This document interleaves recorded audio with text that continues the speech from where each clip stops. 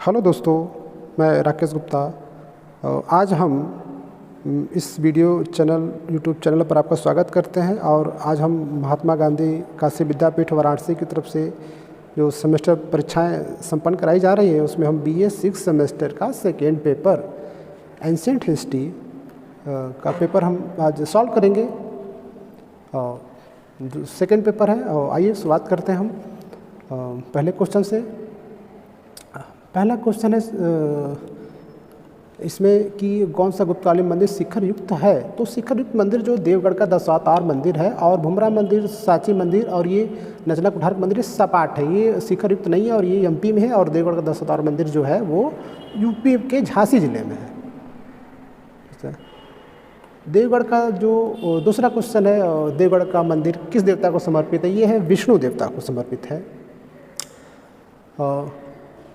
गुप्तकालीन मंदिर की विशेषता है, ये आपका सभी है, ऊंचे चौतरे निर्माण, प्रवेश द्वार, पास गंगा यमुना, इसका उपयोग सभी होगा। चौथा क्वेश्चन है भीतर गांव का मंदिर। भीतर गांव का मंदिर ईंटों से निर्मित शिखर युक्त है, मेहराब युक्त है, ये सभी होगा। और इसका जो निर्माण किया था गुप्त शासक स्कंद गुप्त ने, ये कानपुर में है। भीतर गांव का मंदिर कानपुर उत्तर प्रदेश, स्कंद गुप्त ने इसका निर्माण कराया था। अजंता की गुफाएं कहाँ अवस्थित है। ये महाराष्ट्र में अवस्थित है। अजंता कितनी गुफाओं में चित्र बने हुए हैं। 29 गुफाओं में चित्र बने हुए हैं। पहला ऑप्शन सही है। मरणासन राजकुमारी का चित्र अजंता की किस गुफा में है। ये गुफा संख्या 16। अजंता में कौन सी गुफा चित्रशाला कही जाती है। गुफा संख्या 17 जो है चित्रशाला का, जिसमें बहुत से चित्र हैं, महात्मा बुद्ध के चित्र हैं, उनके ज्ञान प्राप्ति के चित्र हैं। फ्रेको टेम्पोरा ये चित्रकला है, ये वास्तुकला का और ये मूर्तिकला, उपयोग सभी होगा, ये चौथा होगा। और 10वां क्वेश्चन है अजंता की चित्रकला में किन रंगों का प्रयोग है। उसमें लाल, पीला, नीला, काला, सफ़ेद। ऑप्शन 3 तीसरा सही है। वास्तुशास्त्र में मंदिर के कितने अंग बताए गए हैं। ऐसे मंदिर के तो अंग कहीं 6 भी देता है, कहीं 8 देता है, इसको हम लोग छोड़ देते हैं। 6 हाँ। कला संबंधी ग्रंथ है, ये आपका है सभी, तीनों ऑप्शन सही है, सभी कला से संबंधित है। मंदिर निर्माण की कितनी शैलियाँ हैं। 3 शैलियाँ हैं, नागर शैली, द्रविड़ शैली और बेसर शैली। हिमालय से विंध्य अर्थात उत्तर भारत में कौन सी, ये यहाँ पर नागर शैली का जो प्रचलन है। उत्तर भारत में जो मंदिर बनी है नागर शैली में, ये नागर शैली के मंदिर। 15वां क्वेश्चन है नागर द्रविड़ शैली के मुख्य अंतर है। शिखर संबंधी अंतर है।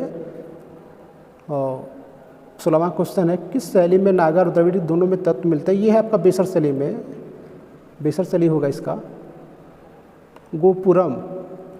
गोपुरम जो है, ये जो क्वेश्चन है आपका, ये दक्षिण भारतीय मंदिर से संबंधित है। ये उरश्रृंग, चौथा इसका सही होगा। गोपुरम कला किस शैली से, द्रविड़ शैली से संबंधित है। द्रविड़ शैली से संबंधित रेखा देउल, पीड़ा देउल, ये उड़ीसा मंदिरों की विशेषताएं हैं। उड़ीसा के मंदिरों में गर्भगृह क्या कहता है, मेधी कहा जाता था। लिगान मंदिर है भुवनेश्वर में, भुवनेश्वर उड़ीसा में है लिगान मंदिर। हाँ, वो महादेव। और चंदेल कला का सर्वोत्तम उदाहरण है कंदरिया महादेव मंदिर। चंदेल कला का सबसे बढ़िया उदाहरण कंदरिया महादेव, जिसका कौन सा मंदिर, काला पैगोडा, कोणार्क का मंदिर, जिसे नरसिंह वर्मन, गंग शासक नरसिंह वर्मन प्रथम ने बनवाया था। हाँ, सूर्य मंदिर नरसिंह वर्मन प्रथम ने बनवाया था उड़ीसा में। किस मंदिर का निर्माण कार्य ऊपर से नीचे, ये आपका है एलोरा का कैलाश मंदिर, ऊपर से नीचे से बना हुआ, ये महाराष्ट्र में है। और इसका निर्माण जो है राष्ट्रकूट शासक कृष्ण प्रथम ने किया था। कैलाश मंदिर का निर्माण किस शासक ने कराया था, कृष्ण प्रथम ने कराया था, हमने अभी बताया था, कृष्ण प्रथम ने। मंडप वास्तु शैली का जनक है महेंद्र वर्मन। महेंद्र वर्मन को कहेंगे हम, पल्लव शासक महेंद्र वर्मन। रथ मंदिर का निर्माण किसने किया, नरसिंह वर्मन महामल ने, ये पल्लव शासक था। रथ मंदिर कहाँ है, महाबलीपुरम में है। और द्रविड़ शैली का सर्वोत्तम नमूना है बृहदेश्वर मंदिर, जिसकी स्थापना चोल शासक राजराज प्रथम ने की थी। चोल शासक राजराज प्रथम ने की थी।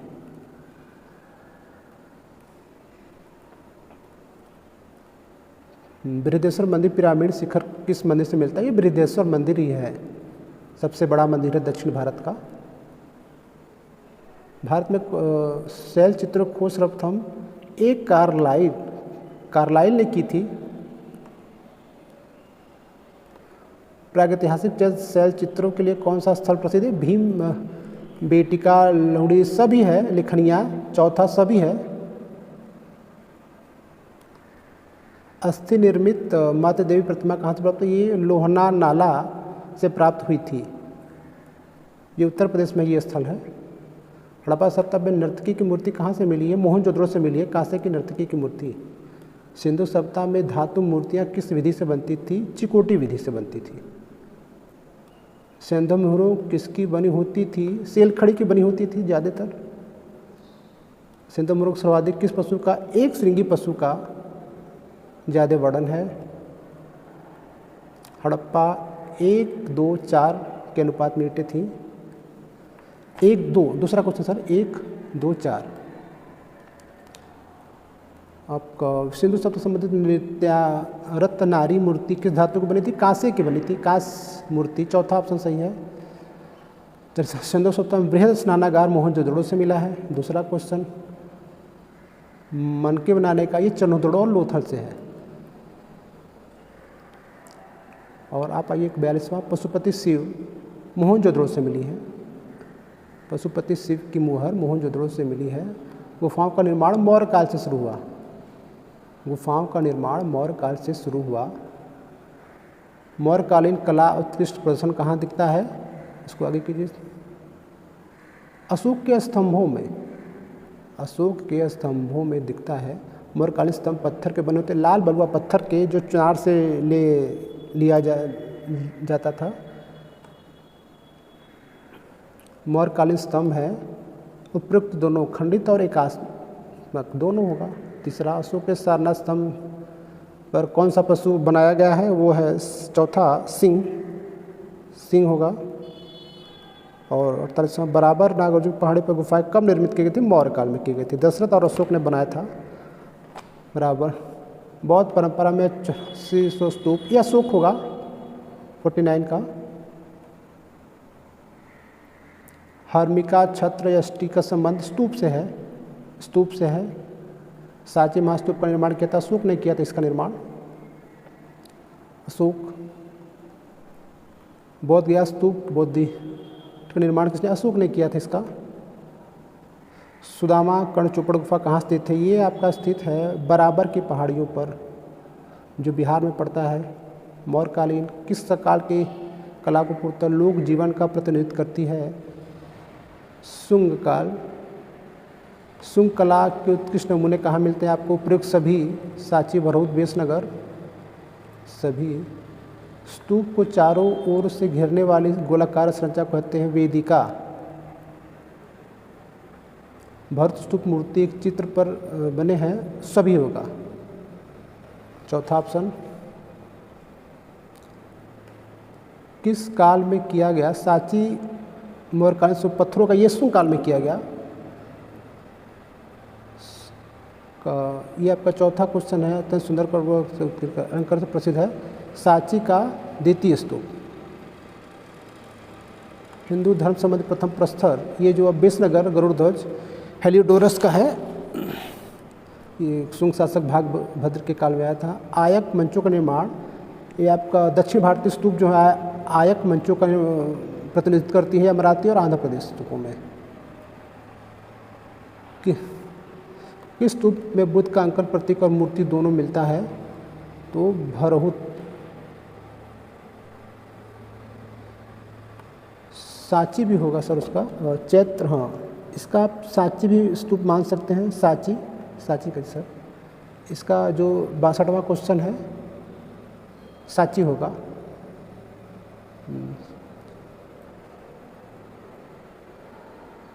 चैत्यगृह होते हैं, प्रार्थना भवन होते हैं चैत्यगृह। चैत्यगृह की आकृति होती है घोड़े के नाल जैसी होती है। चैत्यगृह की आकृति सातवाहन के उत्कृष्ट गुफा में प्रवेश द्वार को कहा जाता था कीर्तिमुख, कीर्तिमुख कहा जाता था। भांजा जो है महाराष्ट्र में है। सबसे बड़ा चैत्य है भांजा, भांजा ही होगा सर। कार्ले चैत्य का निर्माण किसने कराया था? भूतपाल, भूतपाल ने। गांधार ये मथुरा कला शैली का जन्म किस काल में हुआ? कुषाण काल में हुआ, कुषाण काल में हुआ। सर्वप्रथम बुद्ध मूर्ति का निर्माण मथुरा कला में हुआ। गांधार कला शैली किस प्रकार के पत्थर बने होते हैं? ये काले स्लेटी भूरे पत्थर। मथुरा कला शैली विशेषता थी, ये आपका होगा उपरोक्त सभी, उपरोक्त सभी होगा। गुप्त युगीन वास्तुकला का सर्वोत्तम उदाहरण है मंदिर। पहला सर मंदिर होगा। मंदिरों के अवशेष किस काल में मिलने लगे? गुप्त काल में मिलने लगे। मंदिर वर्गाकार कक्ष जिसमें मूर्ति रखे हो गर्भगृह कहते हैं उसको, गर्भगृह।